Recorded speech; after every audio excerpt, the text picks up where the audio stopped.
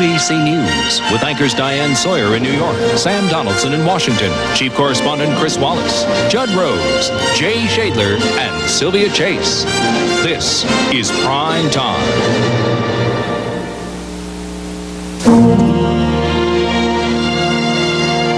Prime Time. From New York, Diane Sawyer. Good evening. Back in the 1960s, black Americans were promised that this country would no longer judge people by the color of their skin. Tonight, nearly 30 years later, we bring you the results of a primetime investigation. We started this by going to the Leadership Council for Open Metropolitan Communities in Chicago. It's a group that tests for fair housing. We asked them to give us two testers trained in presenting themselves exactly the same way. Two young men who could go into white and racially mixed neighborhoods with hidden cameras to record their experiences for us. During the 2.5 weeks, at times the two men were treated equally, at times there was ambiguity. But tonight, we're going to show you some of the ways in which they were treated differently. Because this didn't happen just once or twice, it happened every single day. Meet John Cunin and Glenn Brewer. They work together at the Leadership Council. They're both from the Midwest. They went to Big Ten schools, grew up in middle-class families, even play on the same softball team. They're friends. Two young men whose lives are virtually the same in every way but one, the one you can see. A few months ago, John and Glenn agreed to pack their bags and help with our investigation. Our question: how much difference does the color of your skin make in everyday life in America? For the answer, we went to the city of St. Louis, Missouri, where the two men moved into this motel and prepared to begin a new life. You really feel that you're equal? Definitely. Yes. 1, 2, 3, 4. The twist? Every day we'll be with them to show you what happens. Set. All right. Let's do it. Let us tell you a little bit about how we're going to go about this. We're going to send John and Glenn into a variety of situations, and we're going to monitor what's going on from the van. We'll be parked outside. One of the first things John and Glenn do is take a look around the city. Go to a shopping center to pick up some things they need. John looks at some clothes. So does Glenn. They do some browsing, and right away, something catches our attention. When John walks up to this electronics counter, he gets almost instant service. But just a few minutes later, when Glenn walks up, he is ignored by not one, but two salesmen standing a few feet away. We didn't make anything of it until it happened again and again. Need some help? In the shoe department at this store, John gets instant attention and a hearty welcome. Yet when Glenn walks in just 3 minutes later, the salesman looks away. We run a stopwatch as the salesman continues to stare past Glenn. No hearty welcome for him. I was standing there and standing there and standing there, and John just barely skirts the fringe of the department. The guy comes over and he's joking, he's laughing, and that did not happen for me. Even when the two men stroll into a nearby car dealership, Glenn walks up to a new car right in front of the showroom window. Once again, we run the clock. I walked around the car, kicked the tires, looked under the rear at the muffler.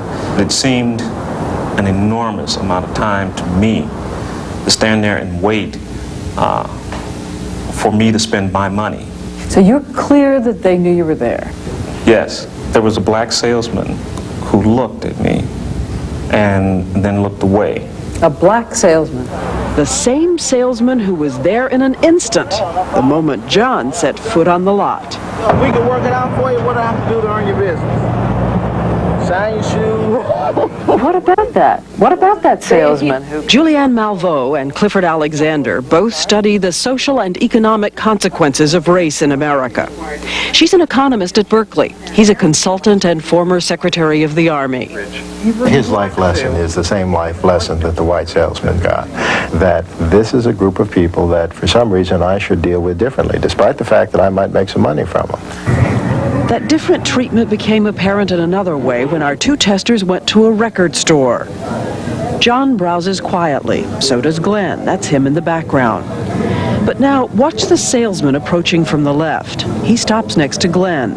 He's not offering to help him, he's tailing him. And when I moved, he moved. And I think after about the second or third time when that happened, it suddenly dawned on me. He is there strictly to follow me around. I was surprised to see him trailing Glenn in the shop because he wasn't trailing me. This salesman who followed Glenn around in that store, men like that would say to you, this is not racist behavior. Black people commit more crime as a percentage of population. That's why I followed him. Do you think that all 32 million black people should be judged by some statistic about crime in this society?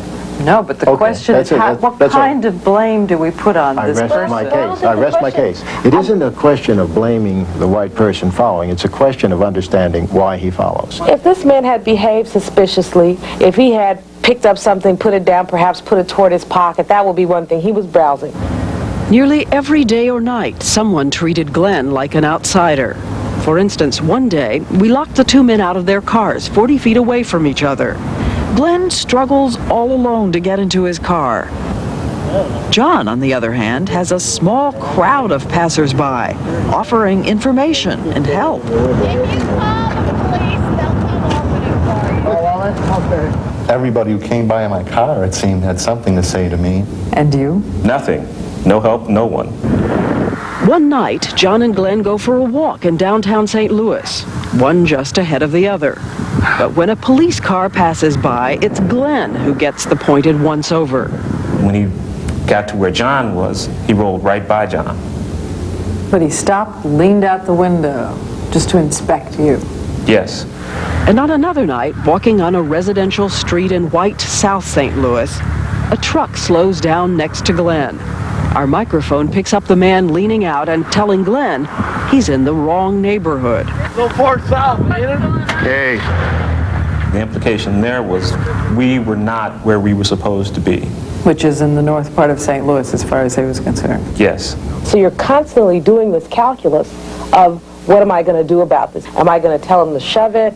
Am I just going to walk on by? Do I have the time, the energy? What is the cumulative effect of it? How bad is this day in and day out? It's the harmless kind of racism that if you accuse someone of it, they would say, well, gee, that's not cross-burning, and yet it still grinds exceedingly small. Every day, John and Glenn keep diaries, and the grinding is clear when we stop to ask about those impressions. You think you could make it here? No problem? Yeah, I think that I could make it here and set up here if I wanted. Knowing what has happened to me, I think I would be fairly discouraged. At this point, already. Yes. An emotional price is one thing. It's still another when the price is money out of your pocket. At a car dealership, John was told he could get a car for almost nothing down. Financing available? Glenn's told he'll need at least $2,000 down. Was it just a fluke? They try a second lot. They decide to ask about the same red convertible with the same salesman. First, how much of a down payment will be needed? What do they usually ask down? Anywhere from 10 to 20%. You know, it just depends, sure. Well, normally the banks want anywhere from 20 to 25%. So you're looking at a couple grand there. Already, John's advantage is as much as $1,000. And what about the price of the car? Well, you could probably pick it up for somewhere around the 9 range. 9? I mean, if I could get you in the car for, say, 95 even, think you'd be interested? Once again, a big difference. Since we heard all of this from the van, we decided to get out and see if we could get some answers. The manager met us first. What do we got today? Can we talk to John Novak?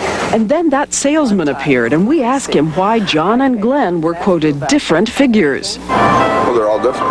It just depends. Two guys come in looking at the same car. What's the difference? For him, the banks will do 10 to 20. For him, 20, 25? What's the difference? Depends on the vehicle, man. They were looking at the same vehicle. Oh, okay. What's the difference? We never did get an answer. Is there a difference? And we're not the only ones asking that question. Experts say car salesmen consistently regard blacks as less sophisticated customers and try to make them pay more. The result, according to a national study, black Americans pay twice the markup that whites do. at a cost of more than $150 million a year. And another way African Americans pay for the color of their skin is job discrimination. Over several days, John and Glenn apply for all kinds of jobs, signing up for job services, answering the want ads. Once again, from the very beginning, we notice something subtle but unmistakable. Not just what happens, but how they're treated. Call tomorrow and ask for Don. At a storefront job service, both our testers pay a fee and sign up. If I give you a list of jobs, okay? And one particular job on there. John is told pleasantly it's against the rules to share a confidential job listing with a friend. But when Glenn gets that information, it's a lecture, complete with a little warning about laziness. I'm going to limit your jobs. I'm going to monitor you real close. Because I've had people come in here, give them good job leads, they never show up. They never show up. Because they're too lazy to work. How often, how many times would you hear lectures about laziness or showing up or drug abuse? Quite often, in a lot of the situations. More than once, John is encouraged about a job while Glenn is turned down flat. This dry cleaning business has advertised for help out front at the counter. What's your call on application? Positions are taken. Positions taken. Still positions available? As far as I know, yes. Since John and Glenn have dealt with different people, we ask them each to go back a few days later to see if the same thing happens. It does. Glenn is told. I really don't know anything about it. John is told. Yeah, they're still interviewing people. Yeah. Positions are still available? Yeah. These are life-threatening situations. When you talk about a person's work, that's life-threatening to them. That's what they do. At this point, there's only one more area to explore. John and Glenn need to find someplace to live. Right off, we start hearing something different. This was a Catholic church 4 blocks up the street. The building manager gives John a relaxed description of the area. So you were being kind of welcomed to the neighborhood. Yeah. Whereas I felt like I would be in boot camp, and he was the drill instructor. I'm strict, I'm tough, I use whatever I have to enforce my. He also made reference to the fact that he wanted to keep his building clean because it was not a ghetto. There were other building managers who seemed perfectly cordial and businesslike. What's included? All of this, gas and electric? Yeah, we furnish the stove and refrigerator. Glenn left satisfied he had the same chance as anyone else at getting this apartment. But 5 minutes later, John arrived. Listen. Is it a good neighborhood? So far, pretty good. Yeah? But they're moving in. Really? Yeah. I just showed this to them when I moved. Yep. I don't know how long it's going to be, that's as good as it is. Have a nice day, racism on the surface. Let me show you this place, and I'm not going to do anything illegal as soon as you're gone. And one of them was just here. And this is what happens when John and Glenn spot this sign at another apartment building and go in to inquire. John goes first. So 1 bedroom, it's got air conditioning. The manager gives John a set of keys. The key system will work as your master. Okay. Okay? John tours the vacant apartment. He's told it's available immediately. Got a couple other places I'm going to look at, and if I decide on this one, I'll be back. I'll have this filled up. Okay? Okay, I appreciate it. All right. Well, thank you. Bless you and have a good day. John leaves. And listen what happens when Glenn walks in. Suddenly, The apartment has been rented? the manager explains that regrettably, early that morning, a woman paid a deposit on the last available apartment. Oh, called in earlier this morning? There's nothing for Glenn to see, so he leaves. Bye-bye. You too. Okay. Once again, we decide to go in search of an explanation. May we ask you a couple of questions? These two gentlemen came in, and when this one came in, you gave him keys to an apartment, 1 bedroom with air conditioning. But when this gentleman came in 10 minutes later, you said there was no apartment available. No, I told this gentleman I had a call on the apartment. But we pointed out what he had said. He had told Glenn the apartment had been rented by a woman that morning. Yet he showed John the apartment in the afternoon.